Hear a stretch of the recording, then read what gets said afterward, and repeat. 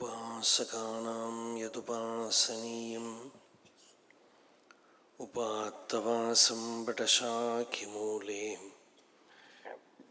तद्धाम दाक्षिण्यजुषा स्वमूर्त्यां जागर्तु चित्ते मम बोधरूपम् अद्राक्षमक्षीणदयानिधानम् आचार्यमाद्यं वटमूलभागे मौनेन मन्दस्मितभूषितेन महर्षिलोकस्य तमोनुदन्तं विद्राविताशेषतमोगणेन मुद्राविशेषेण मुहुर्मुनीनां निरस्य मायां दयया विधत्ते देवो महांस्तत्त्वमसीति बोधं ममाद्य देवो वटमूलवासी कृपाविशेषात् कृतसन्निधानः ओंकाररूपाम् उपदिश्य विद्याम् आविद्यगध्वान्तम् अपाकरोतु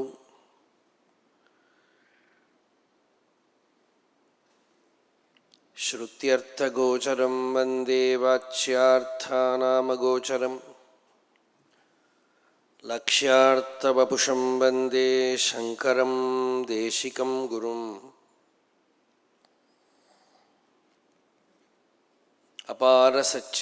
अपारसच्चित्सुखवारिराशेः यस्योर्मिमात्रं भुवनं समस्तम् गुहाहितं तं रमणं गभीरं चिन्ताविहीनं हृदि चिन्तयामि देहं मृण्मयवज्जडात्मकमहं बुद्धिर्न तस्यास्त्यतो नाहं तत्तदभावसुप्तिसमये सिद्धात्मसद्भावतः कोऽहं भावयुतः कुतो वरधिया दृष्ट्वात्मनिष्ठात्मनां सोऽहं स्फूर्तितया अरुणाचलशिवः पूर्णो विभाति स्वयं योऽन्तः प्रविश्य मम वाचमिमां प्रसुप्तां सञ्जीवयत्यखिलशक्तिधरस्वधाम्नाम् अन्यांशहस्रचरणश्रवणत्वगादीन् प्राणान्नमो भगवते पुरुषाय तुभ्यम् देवं तिरुवायाल देवीशविपुगट्टुं देविकालोत्तिरं तेर्ஞானம் மாவிளைவாம் ஆனந்தவானமுதமான அருளத்துவித மௌனக்கரியகமே முன்னம்மை தானும் அனைவர்க்குமே முக்திக்காக அம்முக்தி தனையுறும் மார்க்ககாக்ஷிதானாம் அனயபர ஞானமாச்சாரமே நாடுமெனக் குன்னருளால் வானவர் ஈஷாவழுத்தென்ன ஞான சிவன் யாதினால் ஞானியர்கள் யாதோர் களங்கமுமில் ஓதரிய முக்திதனை உற்றிடுவார் மாதரசே ஞான ஆச்சாரங்கள் நான் உனக்கு இன்றுரைப்பன் ஞானமுற யாவருமே நன்கிந்த ஞானம்தான் யாவர்க்கும் நன்முகத்தோ இக்கால ஞானத்தால் உள்ளில் அணுகாதோன் வான கணக்கிலா கோடி நூல் கற்றாலும் அன்னோர்க்கு உணர்வுதியாதென்றே உணர்வாய் துணிவீத்து அதனாலே நிர்பயனாய் ஐயமெனல் இன்றி எதனிலுமே இச்சை இலனாய் இதயத்தில் நச்ரத்தையோடு நிராகுலனாய் ஞானத்தில் உற்சாகம் உள்ளோனாயுற்றனதன் பற்றாம் மமதையின்றிக் கருணை மன்னி பூதங்கள் தமக்கெல்லாமே அபயம் தந்து முமுக்ஷுவாய் யோகத்தில் தத்பரனாயோதிக்காலோத்தரத்தின் ஏக வழி நிற்க இசைந்து புறம் போகாம் அவன்தானே நான்முகனும் அச்சிவனும் மாலும் அவன் தேவர்கோன் குகனும் ஆவன் அவன்தான் அகில சுரகுருவும் ஆவன் மாயோகி அகில தபோதனனுமாமே அகிலமுண.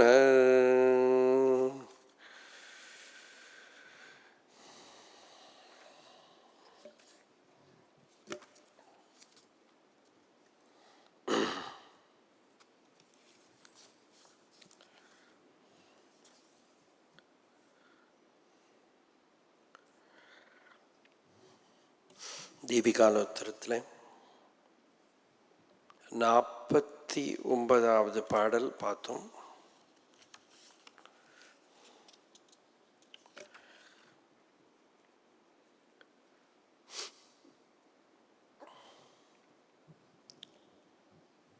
இங்கே எல்லாமே உசந்த ஞான நிலையே ஈஸ்வரன் அம்பாளுக்கு உபதேசம் பண்ணுறதாக இருக்கு. பக்தியில் எல்லாரும் கலந்து தான் பக்தி பண்ணுறது. ஆனால் ஞானத்தில் யோகத்தில் எல்லாம் தன்னந்தனி தான். அகமேகோ நமே கஷ்சித் நாகம் அந்நிய கஸ்யசித் நதம் பஷ்யாமி யஸ்யாஹம் தம் ந பஷ்யாமி யோ மம. ஒருவன் நான் எற்குரியன் ஓர் ஒருவன் இல் மற்று ஒருவர்க்கு இல் யானும் உரியன் ஒருவன். எவர்க்கு உரியன் யான் அவனை கண்டிலேன் யான் எற்கு எவன் உரியன் கண்டிலேன் யானே. இந்த ஸ்லோகம் இந்த ஏகாந்த யாத்திரையை குறிக்கிறது. பரமார்த்தம் அதுதான். நம்ம எல்லாரும் தனியாக தான் வந்திருக்கோம், தனியாக தான் போக போகிறோம். மலையாளத்தில் பூந்தானத்தோட ஒரு பாட்டு உண்டு, ஞானப்பானை, ரொம்ப பிரசித்தம் அது. பானைனா குடம் பானை. அந்த பானையில் பூரா ஞானத்தை நிறச்சி வச்சுக்கிறது. கூடியெல்லா பிறക്കുന്ന நேரத்தும் கூடியெல்லா மரிക്കുന്ന நேரத்தும். நம்ம பிறக்கிறத ஒன்றும் சேர்ந்து பிறக்கலை, செத்து போகிற போதும் சேர்ந்து எல்லாம் போக போகிறதில்லை. കൂടിയല്ലാ പിറക്കുന്ന നേരത്തും കൂടിയല്ലാ മരിക്കുന്ന നേരത്തും മധ്യേ ഇങ്ങനെ കാണുന്ന നേരത്തു മത്സരിക്കുന്നതെന്തിനു വൃഥാ നാം. நடுவில் கொஞ்ச நேரம் இப்படி பார்க்குறோம். அப்போ சந்தோஷமாக பிரியமாக இருந்துட்டு போகலாமே. நான் ஃபஸ்ட்டு நீ ஃபஸ்ட்டுன்னு ஸ்கூல்லேருந்து ஆரம்பித்து கிண்டர் கார்டன்லேருந்து ஆரம்பித்து அவன் ஃபஸ்ட்டா இவன் ஃபஸ்ட்டா அங்கே வந்தியா இல்லையா. இது எதுக்கு இந்த மாத்சரியம்? பக்தியிலேயே மாத்சரியத்துக்கு இடமே இல்லை. அதனால்தான் பாகவதம் சாதாரணமாக வேதாந்தம் விவேகம் வைராக்கியம் சமந்தம் எல்லாம் சொல்லும். பாகவதம் சொல்லித்து யாருக்கு இந்த சாஸ்திரத்தில் அதிகாரம் அப்படின்னா நிர்மத்சராணாம் சதாம் வேத்யம். யார் யாருக்கிட்டையும் காம்படிஷனுக்கே இல்லையோ அவனுக்கு இந்த பக்தி சாஸ்திரம். நான் தான் ஃபஸ்ட்டு வரணும் அப்படியெல்லாம் ஒன்றும் நினப்பில்லை. அப்படி சகனாபவது சகனௌ புனக்து சகவீரியம் கரவாவகை, இப்படிதான் பக்தியில். அப்படி ஒரு நிலை வரணுமானால் முதல்ல என்ன வேணும்னா தான் தன்னில் தன்னையே கவனிச்சுன்னு இருக்கணும். அதுதான் அதோட கான்ட்ராஸ்ட். சத்தியம் எப்பவுமே கான்ட்ராஸ்ட் இருந்துகிட்டே இருக்கும். அதில் யார் தன்னையே கவனிச்சுன்னு இருக்கானோ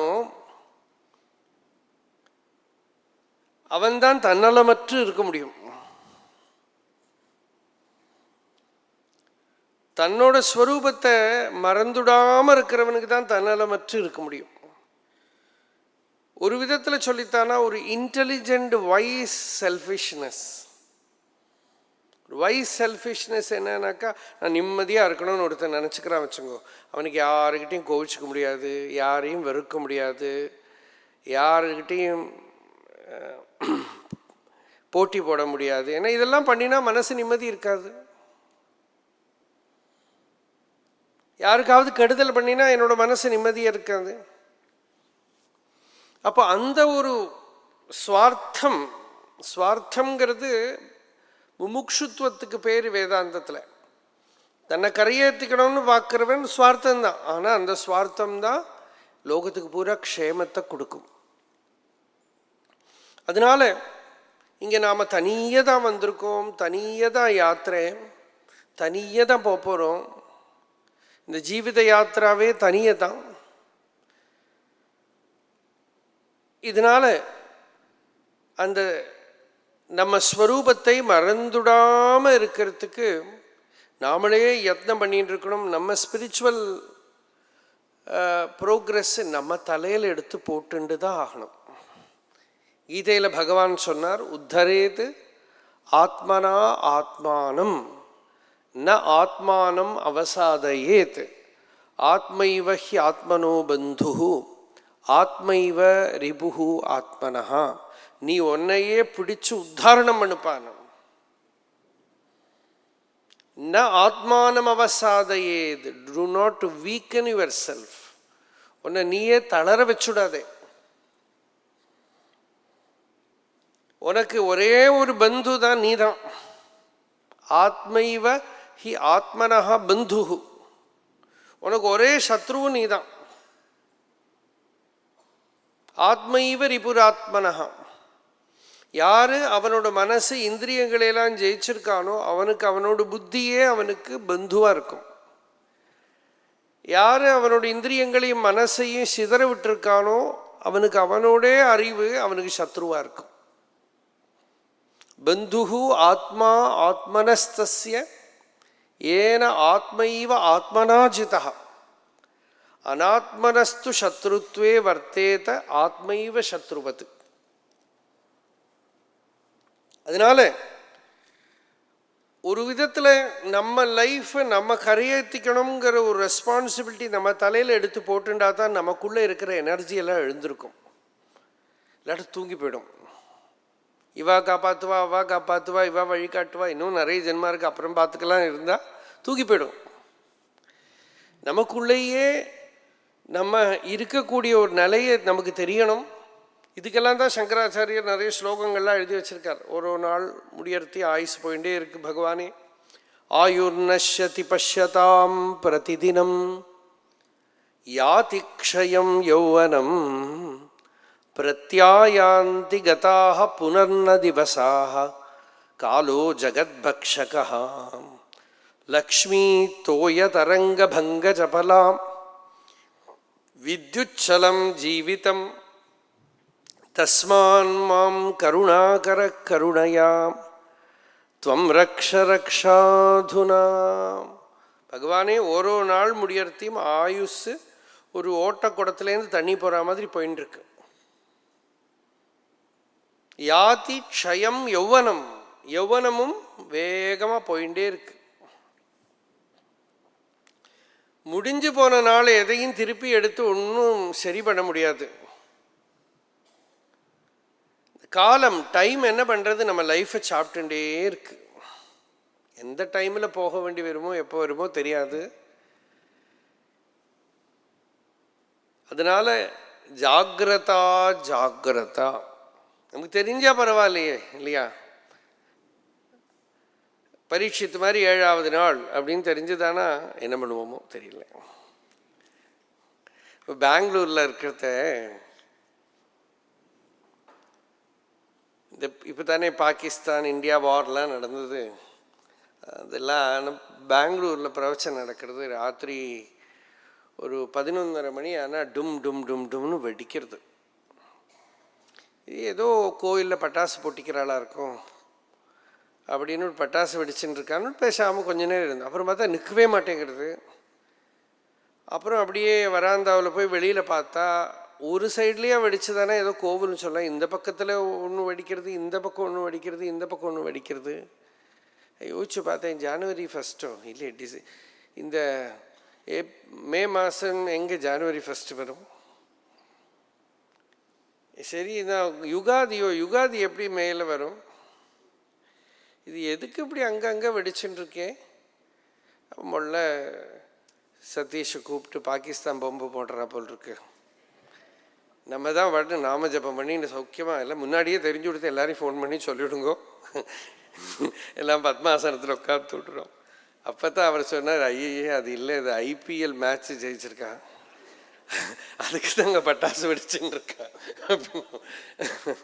அப்போது முன்னாடியே இப்படி ஏதோ தெரிஞ்சுதான் ஆகும். அப்போ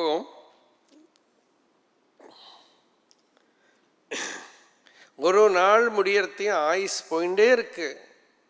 அதனால ஹே பகவானே கருணாகரா, கருணையா, உன்னோட கருணை என்ன? ரக்ஷ ரக்ஷாதுனா, என்னை இப்பவே நீ ரக்ஷ பண்ணு, என்னை இப்பவே காப்பாத்து. எப்படி காப்பாற்ற முடியும்? எனக்கு ஒரு குரு, சாஸ்திர ஞானம், அத்தியாத்மமான வழி, தியானம் பண்ண முடியற ஒரு மனசு, நல்ல ஒரு யோக நிலையை எனக்கு கொடுத்து அனுகிரகம் பண்ணு. இப்படித்தான் பிரார்த்தனை. அப்படி ஏகமாக தான் நம்ம வாழ்க்கை இருக்கு. அந்த ஏகத்தில் ஃபுல் ரெஸ்பான்சிபிலிட்டி நம்ம தலையில் போட்டுக்கணுமானா லைஃபோட சீரியஸ்னஸ் நமக்குள்ள வரணும். அது எவ்வளவு ப்ரெஷியஸ் அதுன்னு தெரியணும், பவித்திரம்னு தெரியணும். இந்த அத்தியாத்ம வாழ்க்கைங்கிறது எவ்வளவு கௌரவமானதுங்கிறது தெரியணும். அதுக்கு இந்த லைஃப் ஃபோர்ஸஸ் எல்லாம் நம்ம சுற்றி வர விளையாடுறத பார்த்தா விவேகம் முழிச்சுக்கலாம். எல்லா இடத்துலையும் துக்கங்கள் இருக்கு, மிருத்யு இருக்கு, வியாதி இருக்கு. இதெல்லாம் கண்ணுக்கு முன்னாடி தெரியற போது தான் பெரியவாள்லாம் முழிச்சுண்டா. இப்போ பகவான் ரமண மகர்ஷிக்கு ஒரு நாளைக்கு நான் இறந்து போறேன்னு தோணிட்டு அதுதான் விசாரம் ஞானத்துக்கு காரணமாச்சு. அந்த இறந்து போறேன்னு ஒரு இன்டென்ஸாக ஃபியூ மினிட்ஸில் தோணினது நம்மளை பொறுத்தவரை பறந்து கிடக்கு.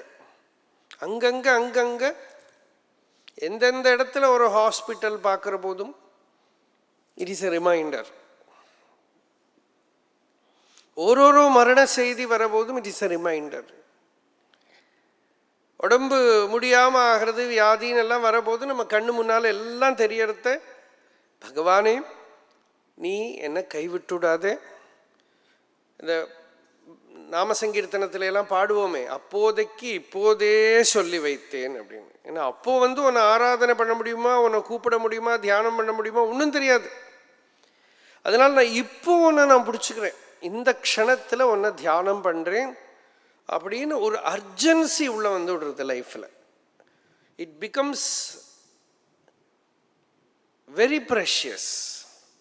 ரொம்ப சீரியஸ் ஆகிடுறது வாழ்க்கையில். சும்மா நம்ம அதை வேஸ்டாக பண்ணிவிட மாட்டோம். ஏன்னா வாழ்க்கை எவ்வளவு பவித்திரமானது அப்படிங்கிறது கிடைச்சிருக்கிற டைம், காலம்.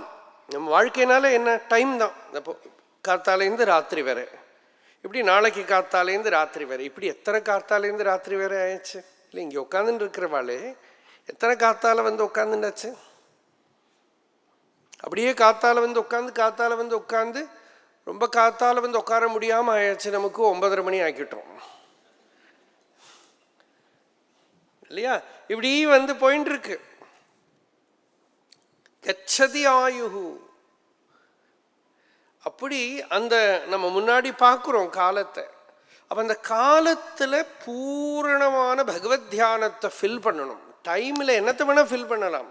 டைமை வேஸ்ட் பண்ணலாம், டைமை என்டர்டெயின்மெண்ட்டில் வேஸ்ட் பண்ணலாம், டைமை இந்திரிய விஷயங்களில் வேஸ்ட் பண்ணலாம். விக்ஷேபம்னு பேர். மனசு விக்ஷிப்தமாக ஸ்கேட்டர்டாக போகலாம். மனசுக்கு பல அவஸ்தைகள், அதில் ஒரு அவஸ்தை விக்ஷேபம். விக்ஷேபம்னா டிஸ்ட்ராக்ஷன், ஸ்கேட்டர்டு ஸ்டேட். சித்தவருத்திகள் ஒரு ஆர்டர் இல்லாமல் வந்துருக்கு. அப்புறம் நித்ரா, லயம். அப்புறம் கஷாயம், விஷய வாசனைகள் திரண்டு இருக்கக்கூடிய நிலை. இது எல்லாத்தையும் நிவர்த்தி பண்ணி மனசு நல்லா ஃப்ரெஷ்ஷாக இருக்கு. சித்தவருத்திகளும் இல்லை, சாந்தமாக இருக்கிறதுக்கு நிருத்தம் யோகம்னு பேர். இந்த யோக நிலையத்தான் ஈஸ்வரன் அம்பாளுக்கு உபதேசம் என்றார். யோகத்தில் நிலை நின்றே. அந்த யோக நிலையில எவ்வளவு நிற்க முடியுமோ இரு. அதையே தொடர்ந்து சொல்றார். அகமேவ பரம் பிரம்ம ஜகநாதோ மகேஸ்வரः இதி ஸ்யாத் நிஷ்சிதோ முக்தः பத்த ஸ்யாத் அன்யதா புமான். இது ஒரு தியானத்தை சொல்றார் பகவான். நான் இவன் அவன் தியானம் பண்ணாதே, தான் பிரம்மம், தான் சுத்த சைத்தன்யம்னு தியானம் பண்ணு. அகமேவ பரம் பிரம்ம, நான் அந்த பரபிரம்மே என்னோட ஸ்வரூபம். ஜகத்துக்கு பூரா நாதனாயிருக்கிற ஈஸ்வரனே தான் எனக்குள்ள ஆத்மஸ்வரூபமாக இருக்கார். இப்படி ஒரு நிச்சயம் வந்துடுத்தானா முக்தா. அஷ்டாவக்ர கீதையில் அஷ்டாவக்ர நேர வழி. அவர் என்ன சொல்றார்? முக்தாபிமானி முக்தோஹி பத்தோ பத்தாபிமான்யபி. நான் முக்தன்னு யாருக்கு அவ்வளவு பவர்ஃபுல்லாக தியானம் இருக்கோ முக்தன் ஆயிடுவான். நான் பத்தன் பத்தன் நினைச்சுட்டு இருந்தா பத்தன் தான். அதே தான் இங்கே ஈஸ்வரன் சொல்றார். நானே பரபிரம்மம் நாதனுலகு கீசன் ஆனா இந்நிச்சயம் ஆர் புருஷன் தானே நன் முக்தனாமன்றி முரண் வழியில் செல் புருஷன் பத்தனாம் என்று நீ பேணுடல் நான் புத்தி அகன்று.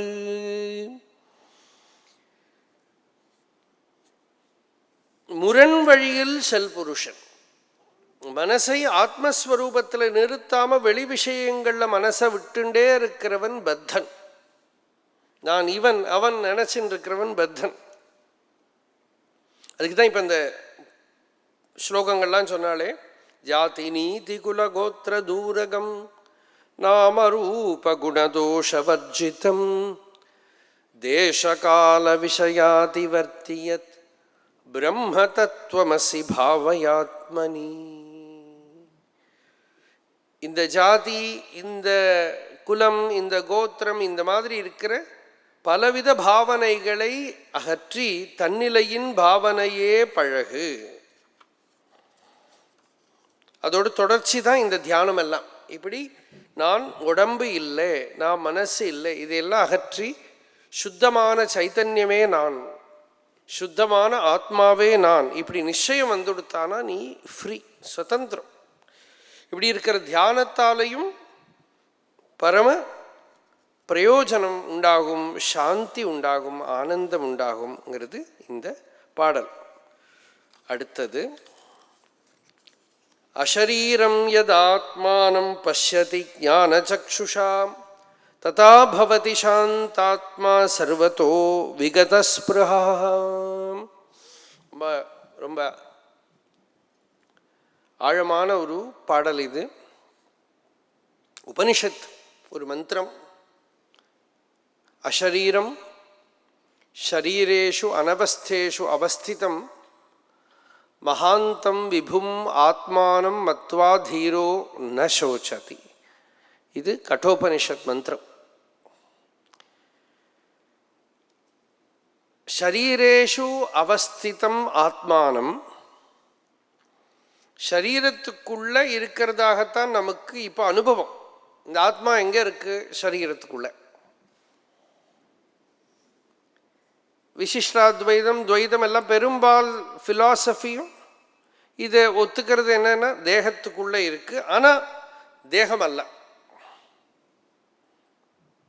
இது எல்லா ஃபிலாசபிலையும் சமானந்தான். யாரு தேகத்துக்குள்ள இருக்கானோ யஃப் பிருத்திவ்யாம் திஷ்டன் யஃப் பிருத்திவ்யாக அந்தரோ யம் பிருத்திவி நவேதா யஸ்ய பிருத்திவி ஷரீரம் யஃப் பிருத்திவீம் அந்தரோ யமயதி ஏஷதே ஆத்மா அந்தர்யாமி அமிர்தா. இது அந்தர்யாமியை பற்றி சொல்றது உபனிஷத்து. ஏதோ ஒரு ஆத்மா பிருத்திவியில் பூமியில் இருக்கோ, எதை பூமி தெரிஞ்சுக்கலையோ, எது உள்ளே இருந்து பூமியை நியமனம் பண்ணி சுத்த வைக்கிறதோ, பூமிக்கு ஹிருதயமாக இருக்கோ, அதுவே தான் உன்னோட உள்ளே இருக்கு, சரீரத்துக்குள்ளே இருக்கு. விசிஷ்டாத்வைதத்தில் இந்த பிரகரணம் ரொம்ப முக்கியம் அவளுக்கு. இப்படி இந்த சரீரத்துக்குள்ள ஆத்மா இருக்கு. ஊனுக்குள் ஈசன் ஒளிந்திருந்தானே, திருமூலர். இந்த சரீரத்துக்குள்ள ஈஸ்வரன் ஒளிஞ்சிருக்கான். தேகத்தை கடைஞ்சு விறகுல தீ எடுக்கிற மாதிரி எடுக்கணுங்கிறது உபனிஷத்.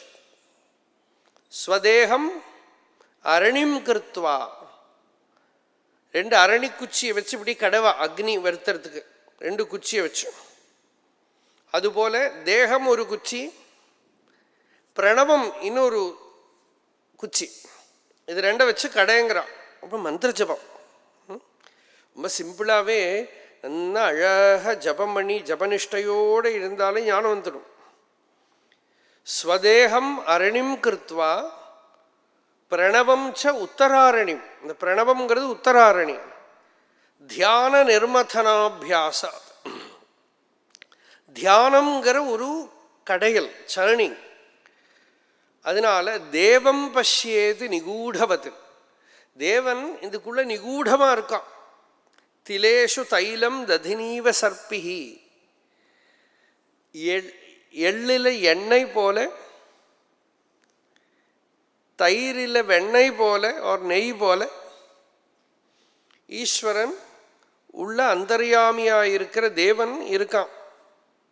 இதே இந்த உபனிஷத் மந்திரத்தை எடுத்துட்டு தான் திருநாவுக்கரசர் தேவாரத்தில் மட்டும் நிறைய உபனிஷத் வரும். ஆச்சரியம் அது. நான்மறை ஞானசம்பந்தன் அப்படின்னு ஞானசம்பந்தன் நிறைய அபிமானமாக பேசுவார். ஆனால் அவர் கூட அவ்வளவெல்லாம் உபனிஷத்தை எடுத்துக்கல. நிறைய உபனிஷத்து வருது திருநாவுக்கரசர் தேவாரத்தில்.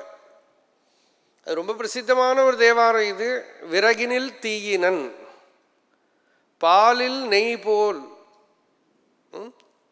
மறைந்து நின்றுளான் மாமணி ஜோதியான் உறவுகோல் நட்டு உணர்வு கயிற்றால் ஈர்த்து முருக வாங்கி கடைய முன்னிக்குமே அப்படின்னு. உள்ள இருக்கிற அந்த தேவனை எள்ளில் எண்ணெய் போல் இப்படியெல்லாம் கூட பாடியிருக்கு. இப்படி அந்த ஈஸ்வரன் எல்லாருக்குள்ளேயும் இருக்கான். அவனை இந்த சரீரத்துக்குள்ள தேர்ந்து சாட்சா்காரம் பண்ணணும். ஷரீரேஷு அவஸ்திதம், சாஸ்வதம் அல்லாத தேகத்துக்குள்ள அவனை பார்க்குறான். ஆனால் உபனிஷத்தை என்ன பண்ணுறது, ஒன்று கூட சேர்த்துக்கிறது, அஷரீரம் அப்படின்னு சேர்த்துக்கிறது. அந்த ஆத்மாவை சாட்சா்காரம் பண்ணுற போது அவனுக்கு என்ன தெரியறது அப்படின்னா, அந்த ஆத்மஸ்வரூபத்தில் ஷரீரமே இல்லை. அந்த அனுபவத்தில் தேகத்துக்கு இடம் கிடையாது. இதை நமக்கு தெரிவிக்கிறதுக்கு தான் நம்ம எப்பவுமே இந்த சுஷுப்தி எடுத்துக்கிறோம். பிரதிதினம் அந்த டீப் ஸ்லீப் ஸ்டேட்டில் போகிறத யாருக்குமே தேகம் தெரியலை. தேகத்துக்கு என்ன பெரிய ப்ராப்ளம் இருந்தாலும் அது அந்த ஸ்டேட்டுக்குள்ளே நிற்க மாட்டேங்கிறது. மனசு இல்லை, நான்கிற அகங்காரமும் இல்லை. அங்கே அஷரீரதா இருக்கு. பாடிலெஸ்னஸ் இஸ் இன்ஹரண்ட் தேர். இது ரொம்ப ஆச்சரியமான ஒரு ரெவலேஷன். அது அதை வச்சுண்டு இங்கேயும் ஈஸ்வரன் அம்பாளுக்கு உபதேசம் பண்ணுறத சொல்கிறார். எப்போ ஒருத்தன் ஞான விசாரத்தினால தன்னை சரீரமில்லாதவனாக பார்க்குறானோ, அது எப்படி பார்க்க முடியும்? லாஜிக்னாலெல்லாம் புரிஞ்சுக்க முடியாது. ஞான சக்ஷுஷா, ஞான சக்ஷுஷா பகவான் ரமண பகவான் ஒரு இடத்துல சொல்றார், பாடிலெஸ்னஸ் இஸ் ஏ ஃபோர்கான் கன்க்ளூஷன். முடிஞ்சு போன கதை. யுக்தி விசாரம் பண்ண நமக்கு ஃபூலிஷ்னஸ்ஸாக இருக்குல்ல, எப்படி தேகம் இல்லாமல் இருக்கும்? ஆனால் ஆத்மஸ்வரூபத்தில் அதுதான் ஞானத்தோட, அதனால தான் ஜீவன் முக்தியோட பாசிபிலிட்டியே சொல்றது. இல்லாட்ட ஜீவன் முக்தி எல்லாம் முடியாது. எப்படி ஜீவன் முக்தி முடியும்? ஜீவன் முக்தி சாத்தியமே இல்லை. ஞானத்தை அடைஞ்ச போதே ஞானிக்கு சரீரம் இல்லாமல் எடுத்து அந்த அனுபவம் வந்துடுது. ஆனால் மற்றவா சரீரத்தை பார்க்குறான். இதுக்கு ஒரு திருஷ்டாந்தம், பல திருஷ்டாந்தங்கள் சொல்லுவா. ஒரு திருஷ்டாந்தம் எனக்கு எப்பவுமே ரொம்ப ஸ்ட்ரைக்கிங்காக தோன்றது, இந்த நட்சத்திரங்கள்லாம் இருக்கோ இல்லையோ, சூரியன்லேருந்து எவ்வளவோ தூரக்கு இருக்குது, அதனால தான் ரொம்ப சின்னதாக இருக்குது. அதில் சூரியனுக்கு ரொம்ப பக்கத்தில் இருக்கிற சூரியன் நமக்கு பகலெல்லாம் சில நட்சத்திரங்கள் தெரியும். அதில் பூமிக்கு ரொம்ப பக்கத்தில் இருக்கிற நட்சத்திரத்தில் இருக்கிற லைட்டு, இப்போ சூரியனில் இருக்கிற லைட்டு பூமிக்கு வர்றதுக்கு 8 நிமிஷம் ஆகும். சூரியனில் இப்போ பிரகாசிக்கிற லைட்டு இங்கே ரீச் ஆகிறது. லைட்டே அவ்வளோ ஸ்பீடு இல்லையா? அந்த லைட்டு பூமியை தொடர்றதுக்கு 8 நிமிஷம் ஆகும்.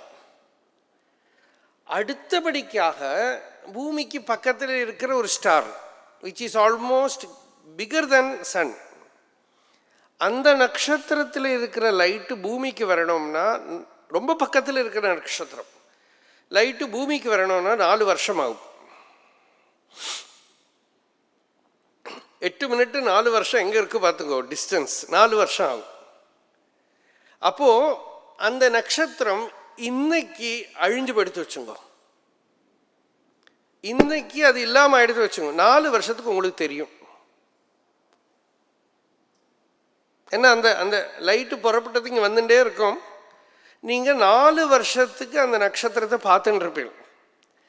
இந்த மாதிரி ஜீவன் முக்தனை பொறுத்தவரை அவனோட சரீரம் பந்தம் ஞானம் வந்தபோதே இல்லாமல் எடுத்து, ஆனால் ஒரு ஆன் லுக்கருக்கு because of the distance of karma he will continue to see that body mind. இது ஒரு லாஜிக்கல் கன்க்ளூஷன்.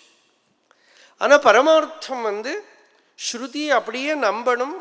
பகவான் ரமணரை மாதிரி இருக்கிற ஜீவன் முக்தர்கள் வாழ்க்கையில் பார்த்த விஷயம் இது. கேன்சர்லாம் கஷ்டப்படுறது கூட சரீரம் எங்கே இருக்குவோய் அப்படின்னு, தேகம் இருக்கா. ஆனால் ஆச்சரியம் என்ன, தேகத்துக்கு வலிக்கிறது கஷ்டம் இருக்கு, அந்த பர்சனாலிட்டியும் தெரியறது. அதை தான் பரேட்சா பிராரப்தம்னு சாஸ்திரம் சொல்றது. அப்போ என்று ஒருவன் தேகம் இலனாகவே தன்னை தன் ஞானக்கண்ணினால் தான் காண்பன், தன்னோட ஞானக்கண்ணினால் தன்னோட ஸ்வரூபத்தை ஷரீரத்தோட லிமிட்டேஷனே இல்லாததாக அவன் பார்க்கிறானோ அன்றே, அப்பொழுதே அனைத்தினும் ஆசை அறவிட்டு, அப்பொழுதே எல்லா வாசனைகளையும் விட்டு சாந்திதனை துன்னியோன் ஆவன் தானாய். அப்பதான் அவனுக்கு பரமார்த்தமான ஒரு சாந்தி, ஒரு நிம்மதி அவனோட ஹிருதயத்துக்குள்ள சமாதி, ஞான ரூபமாயிருக்கிற சமாதி அவனோட ஹிருதயத்தில் வரும். அஷரீரம் யதா ஆத்மானம் பஷ்யதி ஞான சக்ஷுஷா ததா பவதி சாந்தாத்மா சர்வதா விகதஸ்பிருஹா. அந்த ஆத்மஸ்வரூபத்தில் பிரசாந்தமான அந்த ஆசனத்தில் இவன் இருக்கான். அதில் அமர்ற போது விகதஸ்பிருஹா, மீதி இருக்கிறதுல எல்லாம் நிசங்கதா, சகஜமான ஸ்வதசித்தமான நிசங்கதா இவனுக்கு வந்துடுறது. சமாதி பிரஜையினால் வரக்கூடிய ஒரு நிசங்கதா இவனுக்குள்ள வந்துடுறது அப்படின்னு ஈஸ்வரன் இங்கே சொல்றார். என்று ஒருவன் தேகம் இலனாகவே. இப்போ நான் தான் புரிஞ்சுக்கணும், அத்வைதத்துக்கும் மற்ற சாஸ்திரங்களுக்கும் வித்தியாசம். இங்கே மற்றவாழ தேகம் நான் இல்லைன்னு சொல்கிறார், அத்வைதி என்ன சொல்றார், தேகம் இல்லைங்கிறோம். இதுதான் வித்தியாசம். ஆனால் ப்ராக்டிக்கல் கொஸ்டின் கேட்டுதானா, இது தேகத்தில் வலிக்கிறதே, விசர்க்கிறதே, குளிர்றதே, கஷ்டம் இருக்கேங்கிறது பரவாயில்ல. அது துவைத்த விசிஷ்டாத்வைத எதை வேணால் பாவத்தை எடுத்துக்கோ. நான் தேகம் இல்லை, ஃபஸ்ட்டு அட்லீஸ்ட் நான் உடம்பு இல்லைன்னாவது புரிஞ்சுக்கோ. That is the first break through. Spiritual லைஃப்பில் ஃபஸ்ட்டு பிரேக் த்ரூ அதுதான். நான் உடம்பு இல்லை, நான் தேகம் இல்லை, தேகோ நாகம். ஜிவி சுப்ரமணியான்னு பகவான் ரமணருக்கு ஒரு பக்தர், ரொம்ப மகர்ஷிக்கிட்ட ரொம்ப அணுகி பழகினவர். அவருக்கு 2 குழந்தைகள், இந்திரா லலிதான்னு 2 குழந்தைகள். அந்த குழந்தைகளும் பகவான் ரமண பகவான்கிட்ட வந்து ரொம்ப சகஜமாக பழகும். ஏதோ விஷமம் பண்ணிகிட்டே இருக்கும்.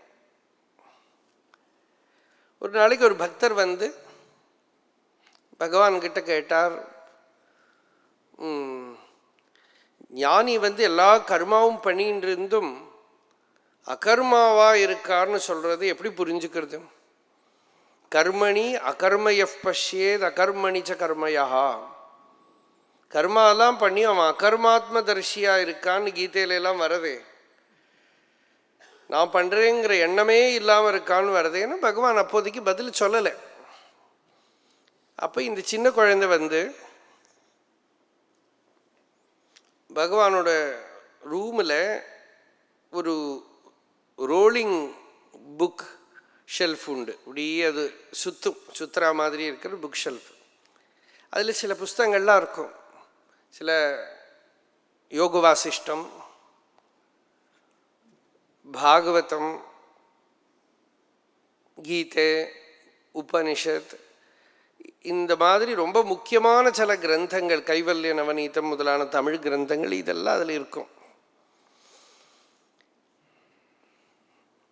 அது சிலவே சொல்லுவா, பகவானுக்கு அது என்ன பொசஷன் மாதிரின்னு. யாருக்கு யோகியதை இருக்கோ அவளுக்கு தான் என்னென்ன புஸ்தகம் போகலாம்.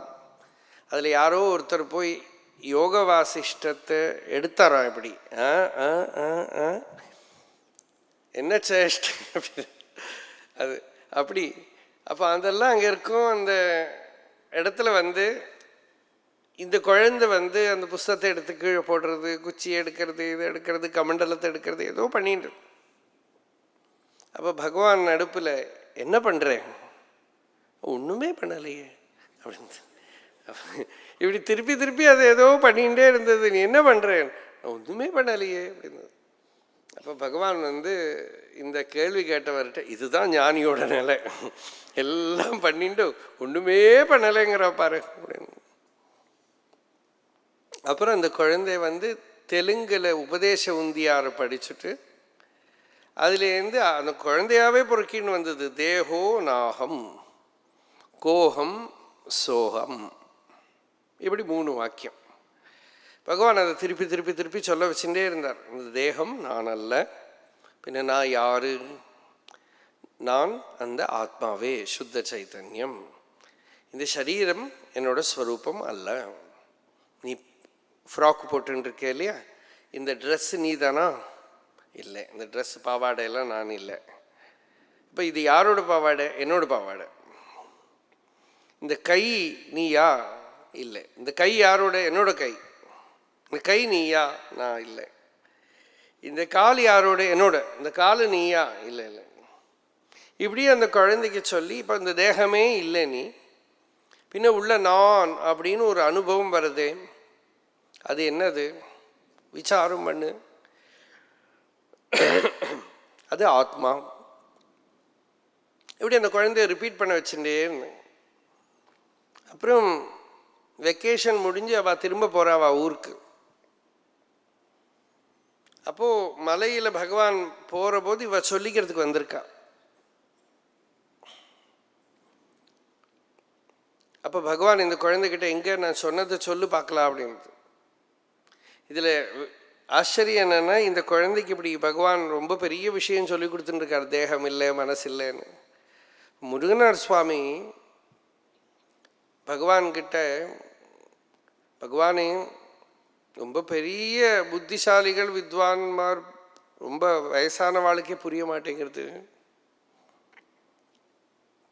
இந்த சின்ன குழந்தைக்கு புரியுமா அப்படின்னு கேட்டார். அப்போ பகவான் அவரை திரும்பி பார்த்து, என்ன போய் புத்தியால புரிஞ்சுக்கிறது தான் புரிஞ்சுக்கிறதோ அப்படின்னு கேட்டார். முருகனார் ரொம்ப உணர்ச்சி வசப்பட்டு போயிட்டார். பகவானே மன்னிச்சுடுங்கோ, நான் ஏதோ கேட்டுட்டேன், அருளால தான் அது வரணும், கிருபையால தான் வரணும். இந்த குழந்தைகளுக்கு சொல்லி கொடுத்துட்டு இருந்தது. அவள் கிளம்பி போகிற போது இதை சொல்லு பார்க்கலாம் அப்படின்னு இந்த குழந்தை சொல்லித்து, தேகோ நாகம் கோகம் சோகம். அந்த குழந்தைக்கு அதிக ஆயுசு இருக்குல்ல, போய் கொஞ்ச நாளில் அது சரீரத்தை விட்டுடுத்து. அப்போவும் இந்த சொல்லின்னு இருந்து தான் அதுக்கு ஒரு சமாதியெல்லாம் வச்சு அதில் எழுதி போட்டிருந்தா, தேகோ நாகம் கோகம் சோகம். அப்போது அந்த உபதேசம் கிடைக்க வேண்டிய ஒரு டைமில் அந்த ஜீவன் அதை வாங்கிக்கிறது. அந்த very idea that I am not the பாடி, சரீரம் இல்லைங்கிற ஒரு எண்ணமே ஒரு பெரிய விஷயம். அதுவே ஒரு தைரியத்தை கொடுக்கும். தேகம் நான் இல்லைங்கிற நினைப்பே ஒரு பெரிய தைரியத்தை கொடுக்கும். அசரீரம் என்று ஒருவன் தேகம் இலனாகவே தன்னை தன் ஞான கண்ணினால் தான் காண்பன். நான் தேகமில்லை, நான் ஆத்மா, சுத்த சைதன்யம். அப்போவே அவனுக்கு சாந்தி வந்துடும், நிம்மதி வந்துடும். அப்படிங்கிறது இந்த ஸ்லோகம்.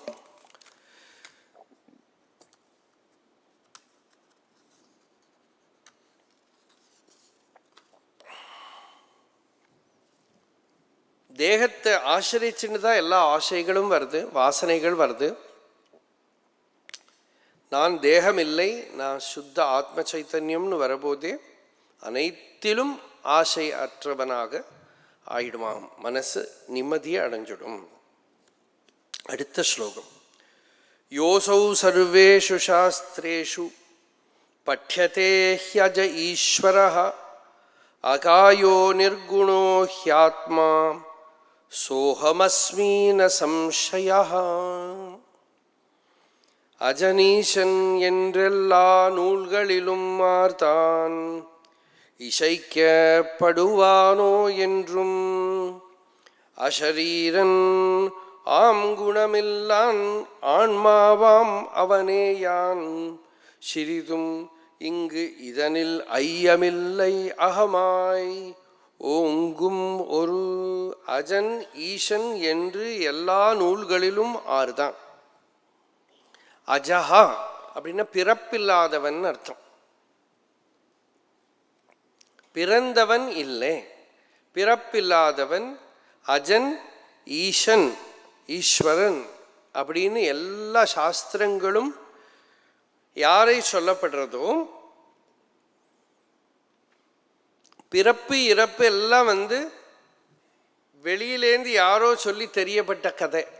எவ்வளவு அந்த இந்திரஜாலத்துக்குள்ள நம்ம மாட்டின்னு இருக்கோம். Birthday birthday birthday birthday. ஒரு பொய்யை சொல்லி நிறுத்துறதுக்கு அவ்வளவு கஷ்டமா இருக்கு.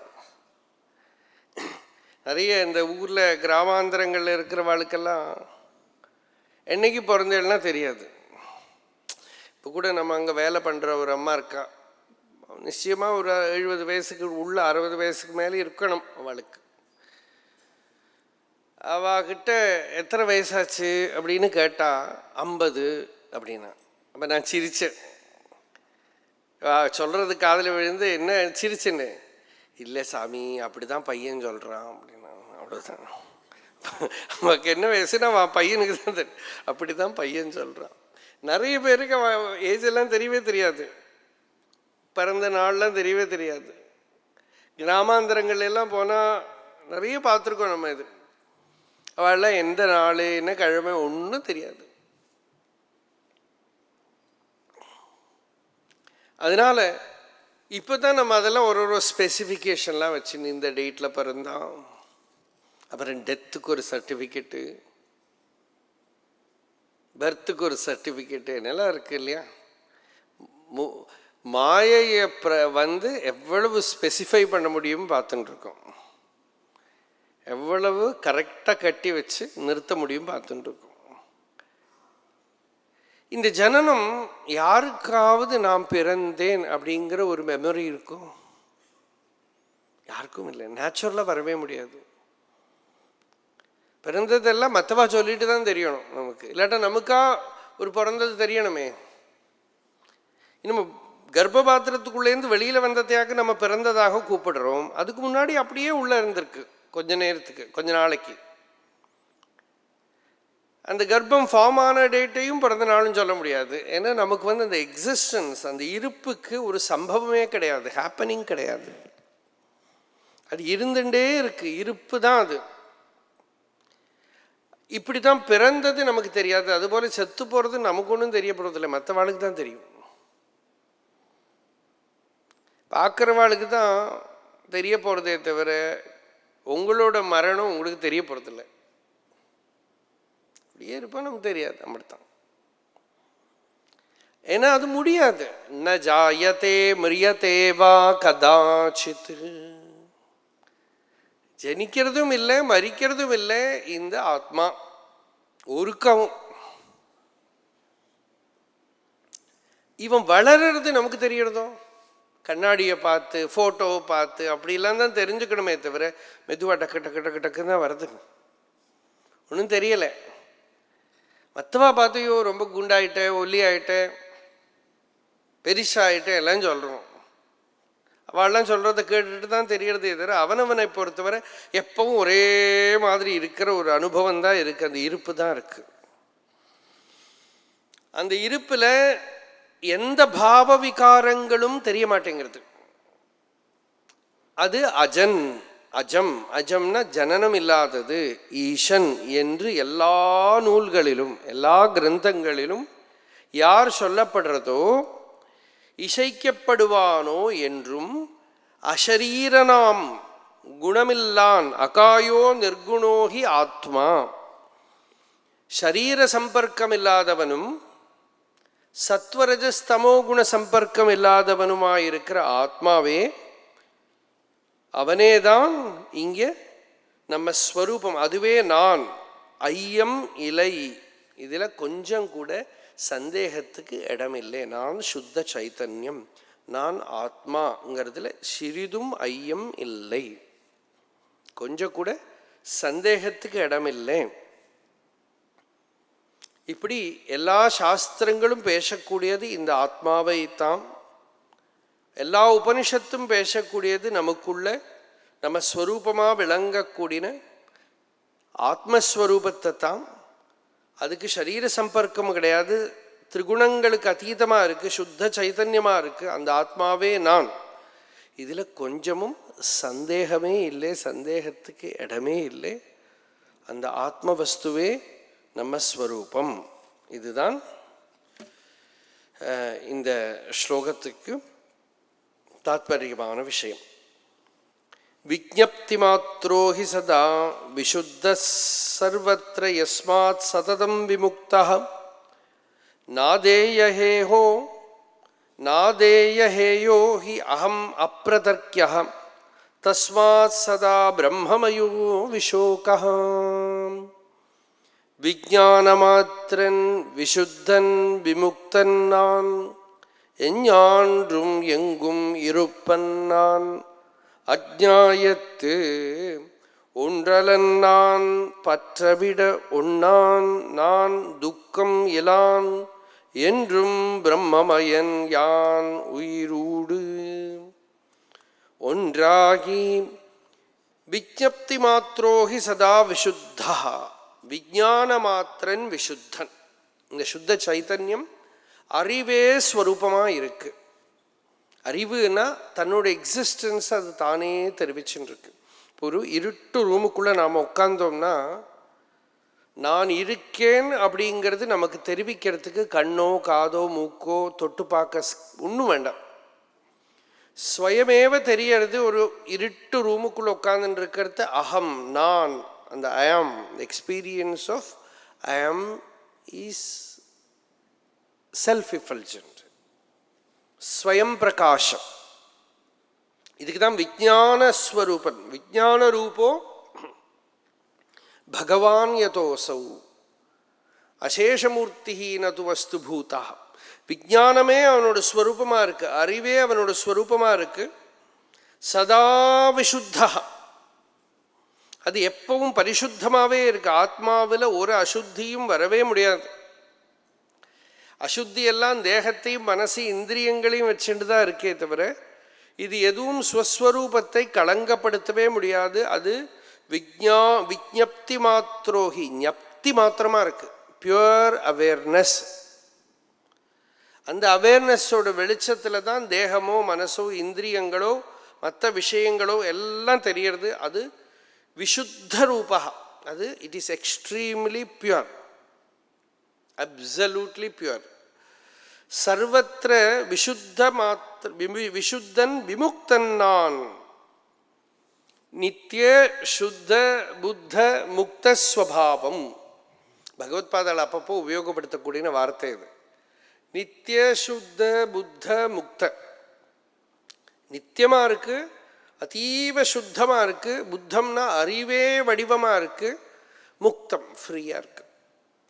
இதை தியானம் பண்ணும், இதை உள்ளே எடுத்து தியானம் பண்ணும். நித்திய சுத்த புத்த முக்த ஸ்வபாவம் பிரம்ம.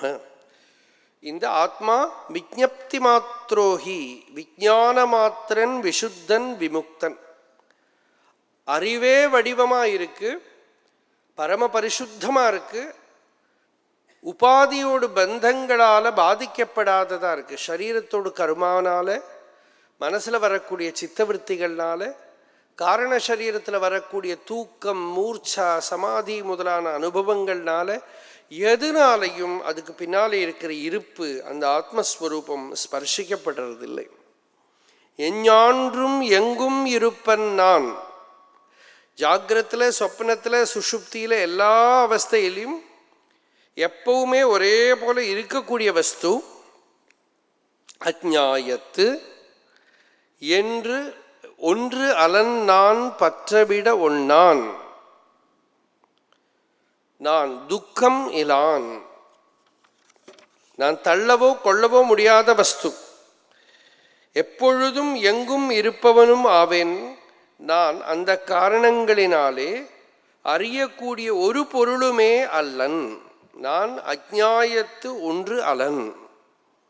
நான் பற்றவிட ஒன்னான், நான் எந்த ஒன்றிலும் பற்றவோ விடவோ முடியாதவன். அகேயம் அனுபாதேயம், தள்ளவோ கொள்ளவோ ஒன்றும் முடியாது. நான் துக்கம் இலான், என்னோட உண்மையான ஸ்வரூபத்தில் துன்பத்துக்கு இடமே இல்லை. இதெல்லாம் மங்களமான வார்த்தைகள். இதுவும் புரிஞ்சுக்கிறதுக்கு இருக்கிற வார்த்தை இல்லை, இதெல்லாம் தியானம் பண்ணுறதுக்கு இருக்கிற வார்த்தை. ஏன்னா உலகத்தில் கான்ஸ்டன்ட் சஜஷன் நமக்கு துக்கம் இருக்குது, கஷ்டம் இருக்குது, அறிவில்லை, பந்தத்தில் கட்டுப்பட்டு இருக்கோம், செத்து போகிறோம், வியாதி வர போகிறது, இப்படியே தான் பேச்சு.